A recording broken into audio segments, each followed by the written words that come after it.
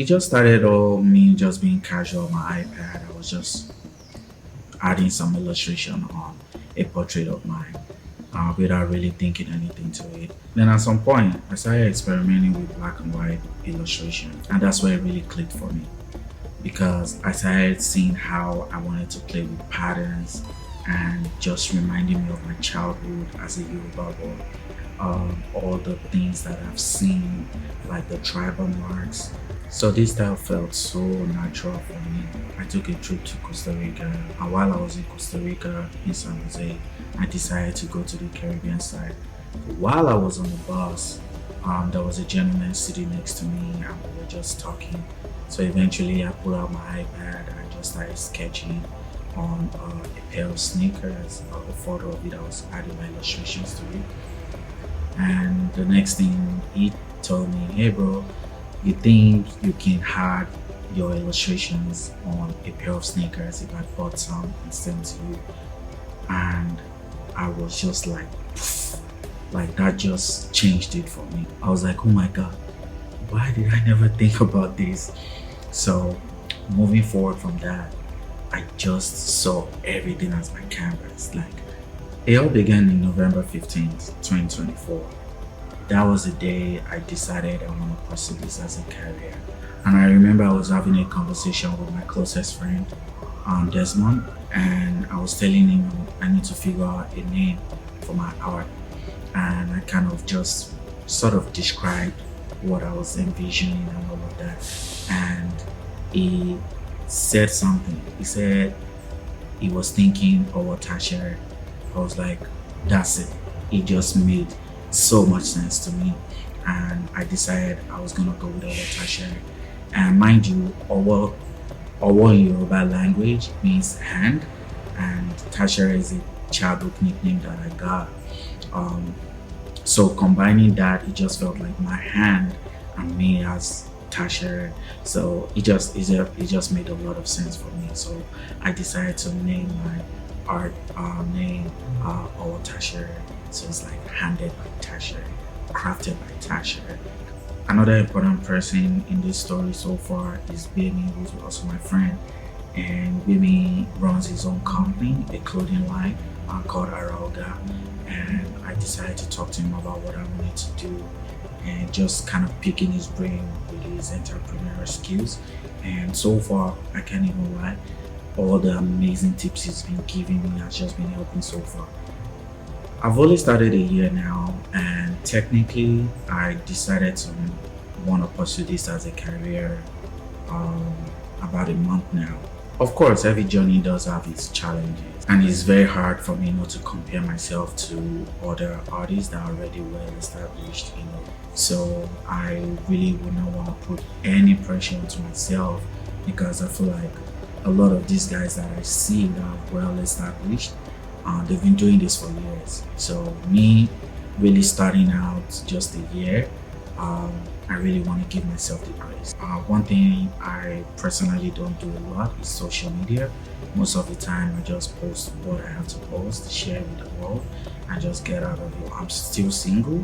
I feel like that's also an excuse for me to be able to focus on what I'm trying to do. And I know when I get to the point of, the status changes. So artists like Lalu, first time, funny enough, Desmond, my friend, he sent the Instagram page of Lalu. I was literally praying for Desmond. I told him, I said, this is exactly what I want to do with Owotashere. I want to be able to tell Yoruba stories. I want the world to see what it is, coming from West Africa. Another artist that I found by myself on YouTube is Felix. I just love his vibrant colors, which is kind of like, leans towards the illustrations that I did on the portrait. So his style leans towards that, and I still love that to date. One of the things for sure that I can do without is my iPad. It's so easy for me to just have an idea and just start sketching on the iPad, and from there I can take it onto my computer. I also have this giant 32 inches Wacom tablet, so I can always continue the illustration, it's bigger, it's immersive, it's amazing to work with. I use spray cans. They're just so easy to kind of get a big portion of your paint is done on surfaces. Like these boxes I was making the other day, I was able to just use spray can. Imagine me trying to like actually paint them. That would just take forever. I have hair brushes as well. Oh, sorry, airbrush. It's called airbrush. It's like a machine that you just, it takes the pressure and you're able to like spray on stuff.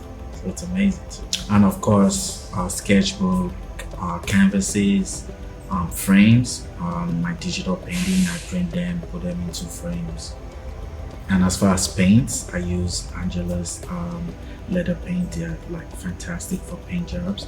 I also use traditional paint. I'll go to Home Depot, pick up a few for like put them on canvases and stuff.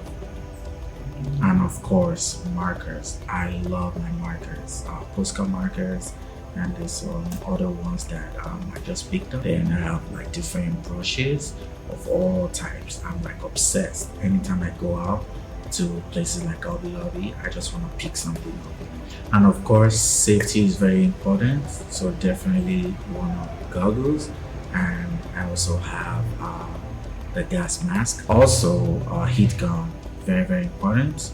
So if you want to make things dry faster, I could just use my heat gun on top of it. I'm gonna be collaborating with two of my art friends, and we're having an art exhibition. So I'm really excited for that. And I'll be honest, also overwhelmed because of the amount of stuff that I want to create. And also, I think because this is something I've never done before. And another thing that I want to do is I want to be a vendor at pop-ups. I want to be able to go to different pop-ups and just set up my tent and just sell my art. And eventually I would want to have a website for watershed, create Etsy account, shops online for like other social media platforms. I really want to hear from you as well, whatever it is that you are trying to do, figuring it out on your creative endeavors. Thank you, and I'll look forward to saying hi in the next video, and happy holidays.